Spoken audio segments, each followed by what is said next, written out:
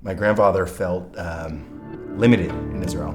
So he came to America in the late 60s, and he came with a suitcase and $50 in his pocket, kind of classic story, and realized that in America you could buy wrecked cars at a junkyard, and he'd buy them wrecked and he'd fix them in his backyard and he'd sell them, and that's how he started making money. And my mom says as a kid, she's like, her image of her dad is him being under a car and just seeing his 2 feet sticking out. And eventually saved up enough to rent a garage, and then he bought a garage, and then around 1980 he bought a mobile home park. This is Durable Value. Get investing and business insights from industry experts and successful entrepreneurs every week. Like and subscribe now. So today we're here with Daniel Weisfield with Three Pillars Communities, a mobile home park investor, but more importantly, someone that I've gotten to know over time and who I have a tremendous amount of respect for. I love your story, how you've gotten to where you are, and I just wanted to spend a little bit of time today talking about that. Yeah. So let's start off by, I've heard a little bit about your family history, but I'd love if you could elaborate a little more on your family history. Yeah, so I come from a scrappy immigrant entrepreneurial family. My mother was born on a chicken farm in Israel. My grandfather was born on a chicken farm in Israel. We're Holocaust survivors. And my grandfather felt limited in Israel based on kind of social class. His family didn't have a lot of money. He was a farm kid, and he felt like his opportunities were limited. So he came to America in the late 60s with his wife and his 2 little girls, my mom and my aunt. And he came with a suitcase and $50 in his pocket, kind of classic story, and realized that in America you could buy wrecked cars at a junkyard, and nice new cars, only 2 years old, but they had some bumper damage, and he'd buy them wrecked and he'd fix them in his backyard and he'd sell them, and that's how he started making money. And my mom says as a kid, she's like, her image of her dad is him being under a car and just seeing his 2 feet sticking out. And eventually saved up enough to rent a garage, and then he bought a garage, and then around 1980 he bought a mobile home park. Wow. And so I'm in the mobile home park business. I grew up around it, helping my grandfather, mow the lawn at the park, paint the fences. I mean, it was truly mom and pop. My grandfather was like a farm boy. That's how he did it. And I went off, I did other things in my career, which we can talk about. Yeah. And I realized a few years ago, kind of the opportunity in manufactured housing. Yeah. What are some of your memories of your grandfather?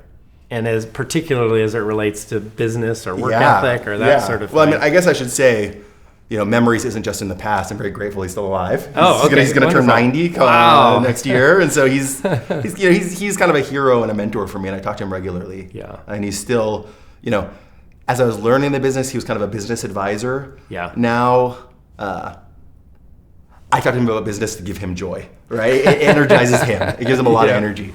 But I'd say the big lessons from him, number one, bias to action. Bias to action. Yeah. Bias to action. Yeah.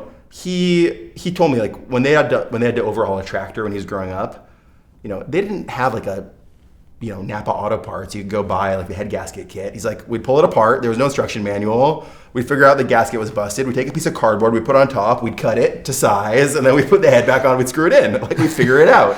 And that's his MO in life. You get your hands dirty, you figure it out. Yeah. As a kid, he always taught me the blender broke. Let's pull it apart. Let's figure it out. And I think that's his mentality about fixing a blender. It's also his mentality about business. Let's buy a mobile home park. We don't know exactly how it's going to run. We haven't done it yet. We're fairly competent people. We trust ourselves. We'll figure it out. Yeah. So I think that's a big one.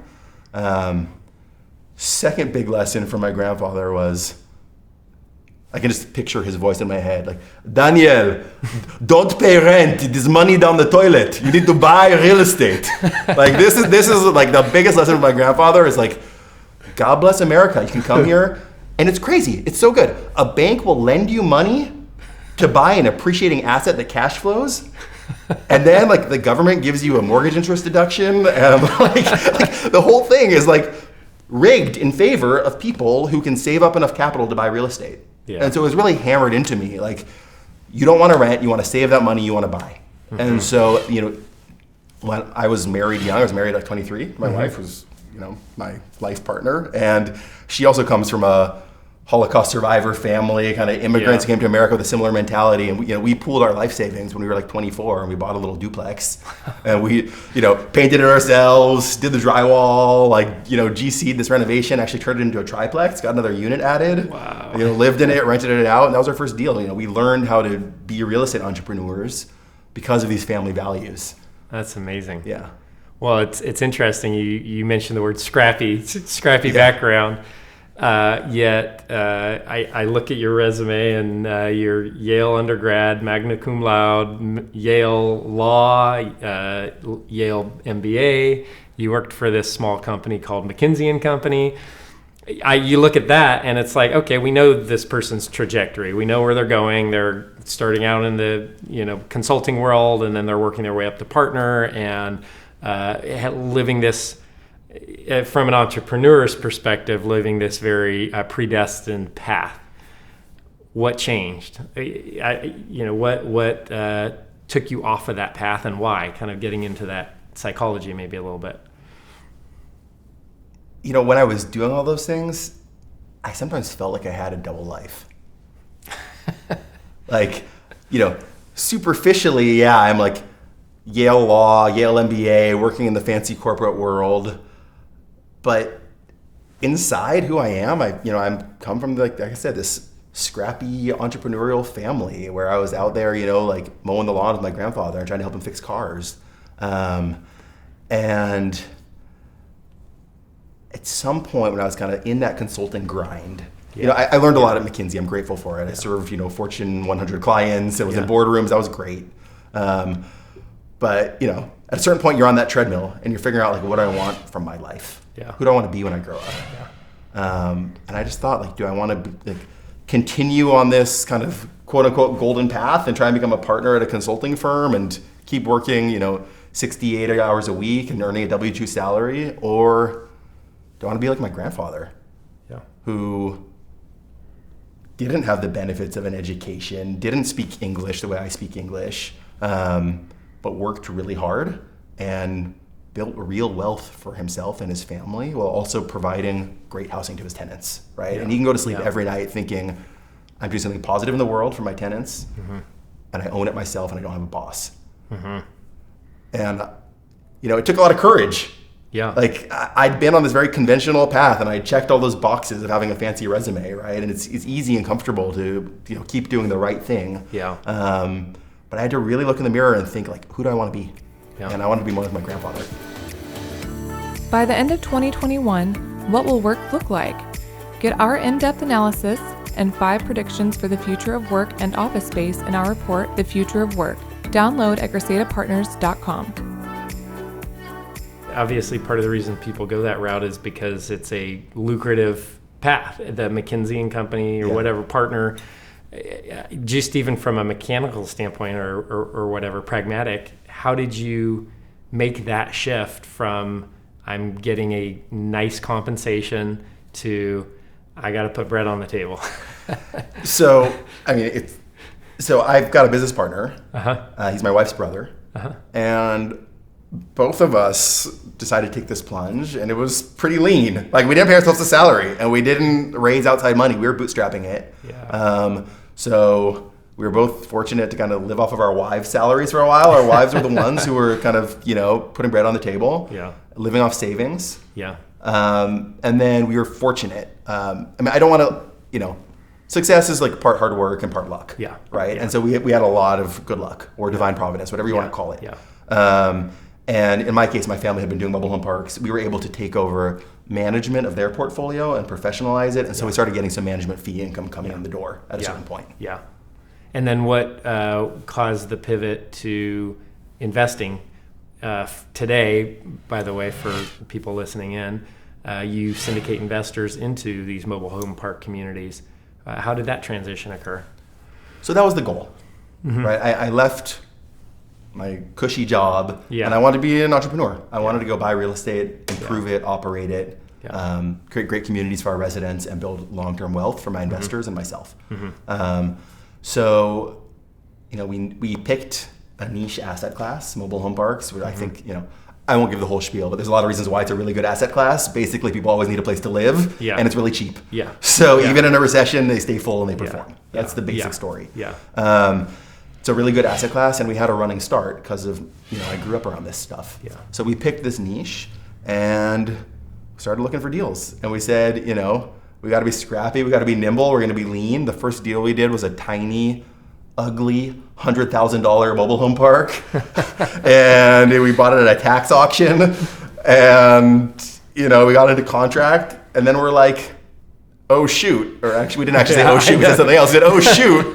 We got to find $100,000 to buy a mobile home park. Where we're going to get $100,000. And now I'd call an investor and have it in like 10 seconds. Yeah. But at the time, it was like, all right, I'm going to call my 10 best friends who I grew up with and my cousin and my family member. And like, everyone's going to put in 10 grand. Yeah. And say, hey, do you want to take a bet on us? Do you have $10,000 sitting in your checking account? Yeah. You want to invest somewhere and take a risk with us? Yeah. And we bought it. The deal's performing great, and our residents are thrilled that we've improved the place. Yeah. From there we went to $1 million deal. From there we went to a $10 million deal. So it was just kind of getting the ball rolling. That is great. I've heard you say in giving advice, go do a deal. Can you elaborate a little bit on that? Yeah, I believe in that firmly. The best education, you got to go do a deal. Yeah. I talk to a lot of people who come to me seeking advice. They're like, oh, you've got this company, you've got momentum.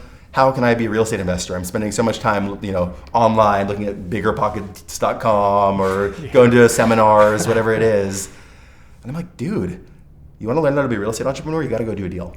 Yeah. And it is about the psychology of taking a risk and being an entrepreneur. It doesn't matter the deal size. It doesn't matter the product type. Like, if you want to be a multifamily developer building $100 million apartment buildings, great.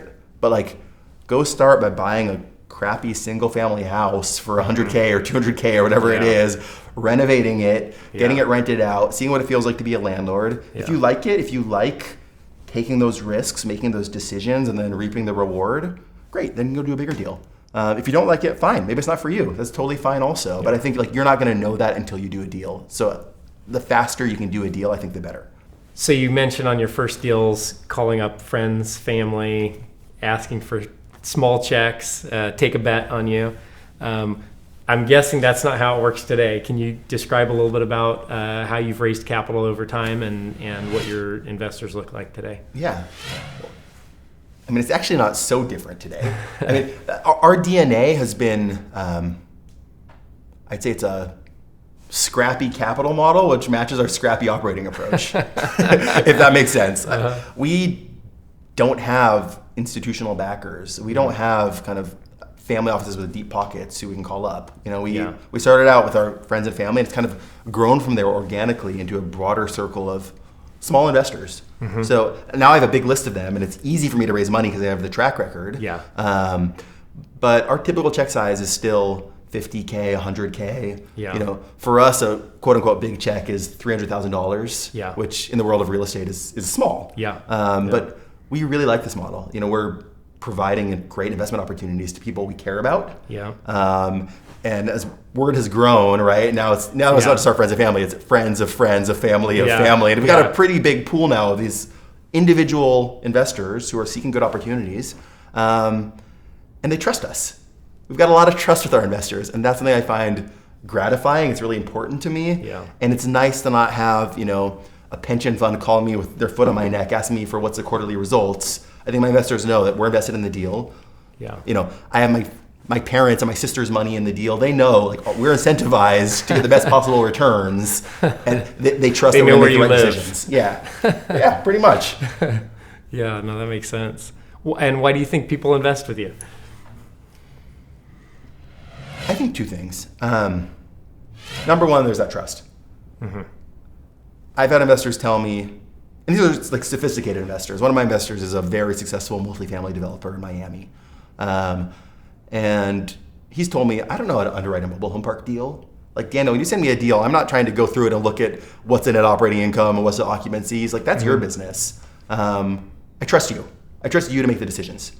And I think a lot of our investors, when you establish a reputation through your actions as someone who's trustworthy and who does the right thing and has integrity, people are willing to entrust you with their capital. So I think there's that stewardship, I think, is a big thing. People trust us to be stewards of capital. The second thing is the product type. And it just makes a ton of sense. People need, like I said, people need a place to live. And they're not building a whole lot more mobile home parks.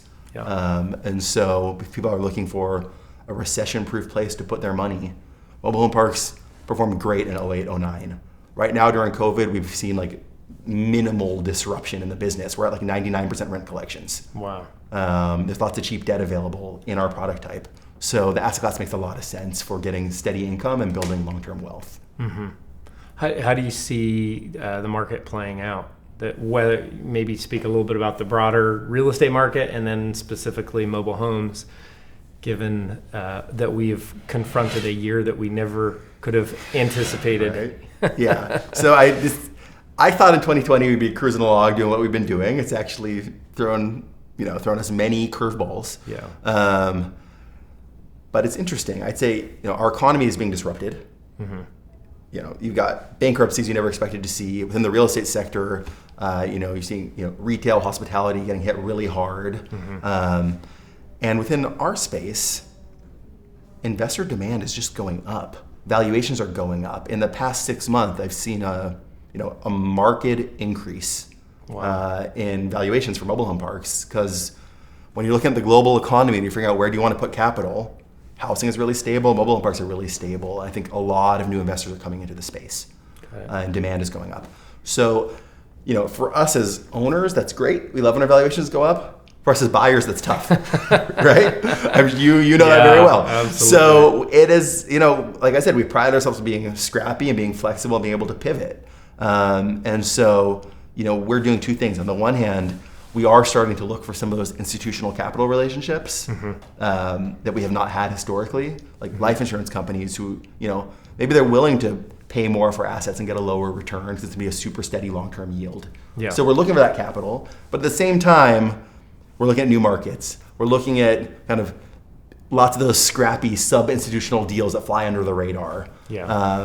And we're also considering kind of how can we rethink the existing portfolio? Like, we've got a lot of mobile home parks with tired, old manufactured homes that came in the 1970s. How can we accelerate replacing those homes, upgrading the park, and making more money on home sales, kind of rethinking the core business? Yeah, fascinating. Earlier you mentioned that no new mobile home parks are being developed or something along those lines. Why is that?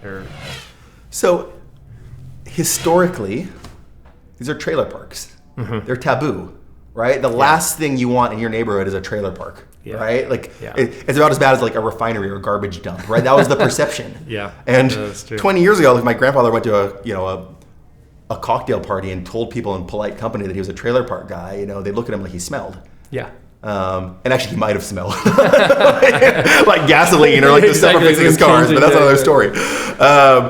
And now I'd say perceptions are changing, right? We don't call them trailer parks anymore. These are manufactured housing communities, and they provide affordable homeownership to families, and they're built to a standard that's better than a lot of tract homes.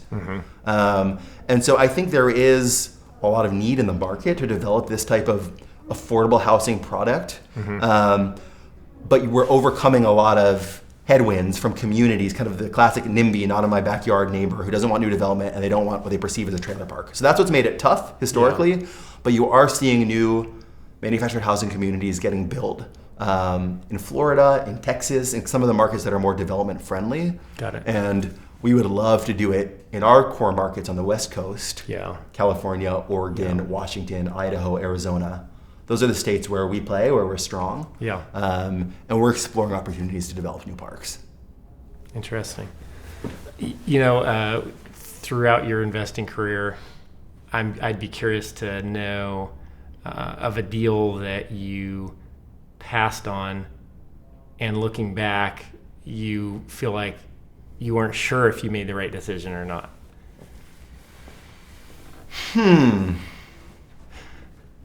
I mean, I can think of deals that I bought that I regret. Okay. How about that? That's an easier one. Then I can think of deals that I passed on that I wish I'd bought. Right? So those are both easier for me. Yeah.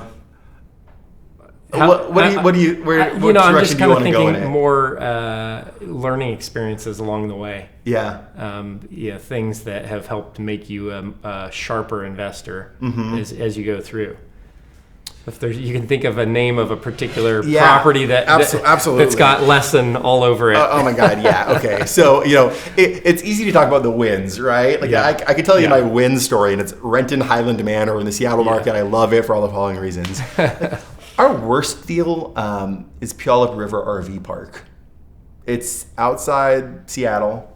We paid $1.8 million. It's like a 40-unit RV park. We loved it because of the market. And generally speaking, market is the most important factor, right? It's real estate, location, location, location. Yeah. And I see a lot of people in my industry getting confused about that, where they think we're mobile home park people, so we want to buy mobile home parks, and they're willing to buy in the most out there markets with negative population growth because they fall in love with the story around mobile home park investing. Yeah. Actually, in order to have a good investment, you need, at a minimum, steady population, and hopefully population growth. You need jobs. You need a reason for the place to exist. So for all those reasons, we love the Seattle market. Lots of job growth. Yeah. It's got water, right? We don't worry about long-term drought risk. So we love Seattle. We've got a bunch of stuff there. We saw this RV park. The price was right. We liked it because of the market. We bought it. We didn't realize we were buying a drug den with drug dealers, hookers, very close relationships between people in the park and the homeless people who lived in an encampment next door. There was septic tank issues. There was issues on the well. It's like everything that could go wrong has gone wrong at Puyallup River RV Park. And, we did our due diligence. Like, we talked to law enforcement. We did our physical property inspection. We did that stuff. And, you can look at it two ways. Either we just didn't dig deep enough. We had a lot of deals going on. We were doing 3 deals at once. That's another lesson. Like, when you're doing 3 deals at once or 4 deals at once, unless you're staffed appropriately, sometimes you miss stuff. Yeah. So we missed stuff. And we've spent way more money than we thought we would turning the place around. We had to evict half the tenants. So guess what? We didn't meet our revenue targets. And we had to rebuild the septic system. So guess what? Cost is way beyond our projections. And we haven't delivered a distribution to any of our investors since we bought it a year and a half ago. And I guess I'm fine talking about it. I don't feel embarrassed because if you're a professional investor and you do a lot of deals, you're gonna have wins, you're gonna have losses. Right? That's absolutely. a reality. And it's good to own your losses and learn from them. I certainly learned about doing more rigorous due diligence. But the other thing here is having the saving grace here is we've got a great team. Operationally, we're turning the place around. We did buy in a great market because that is the most important criteria for us. So once we do our turnaround, we've got lots of tenant demand. Got it. And I'm blessed with great investors who trust us. And they say, okay, you haven't paid a distribution for a year and a half? All right. We know we're in this long term. We know why. You've explained it. You've communicated it. We believe in the deal long term. We believe in you as an operator. We can wait. And long term, this is still going to be a home run. The price we bought it right. Yeah, that makes a lot of sense. Well, first of all, I thank you for spending the time today. Thank you. And maybe leave us with a little bit of a jewel of wisdom. I'm going to throw out a curveball, which is, given all the unrest in the market and all the volatility, do you have any sort of thought or opinion that you think might be unconventional, that might go against just kind of this river of what everybody else is saying is going to happen, whether it be in a submarket, a particular real estate, economics, whatever? What's something that you're reflecting on that might be a little different than what other people are thinking? My advice is align your money with your values. Align your money with your values. And that's regardless of market cycle, regardless of the industry you're in. Align your money with your values. We live once, as far as we know. As far as we know, we're on this planet one time. And at least as a human. And we are, economic beings, and we're also family members, and we're spiritual beings, and there's a lot to us beyond just making money. And when you align your money with your values, you sleep well at night, and if you can still build serious long-term wealth. So I'm looking about what I do. I love it. I'm creating great communities for people. I'm buying neglected mobile home parks, turning them around, creating great neighborhoods where people are proud to raise their kids. Yeah. Right? I feel really good about that. Yeah. And in my asset class, we're not usually hitting, doubles and triples. Like, we're not getting 20% IRRs, 50% IRRs in our deals. Yeah. Our typical returns, we're getting, 6-7% cash on cash. Yeah. IRRs and typically the kind of 10% to 14% range. Yeah. Like, that's a great stable return, especially if it performs across decades. Yeah. And I feel really good about it. So I'd say align your money with your values. Whether you're a professional entrepreneur and an investor, or maybe you've got a W-2 job and you're figuring out what do you want to do with all that money in your checking account, right? You're putting in, maybe it's in the stock market, maybe some of it in real estate investments as a passive investor. Like, figure out what you believe in and put your money there, and things should go right for you. That is great. Hey, I really appreciate your time today. Thank you. Thank you. Appreciate it. Thank you. Thank you for listening to Durable Value, an investor's podcast, where we demystify commercial real estate with safe, sound investment strategies to help you balance your portfolio. If you enjoyed this podcast, be sure to rate it on iTunes or wherever you get your podcasts. To learn more, visit CrescedaPartners.com, where you'll find more information, investors' tools, case studies, and more. This podcast is hosted by Joe Muratori and Ryan Suela. It's produced, edited, and mixed by Melodic, with intro music by Ian Post. Thanks again for listening, and we'll see you next time.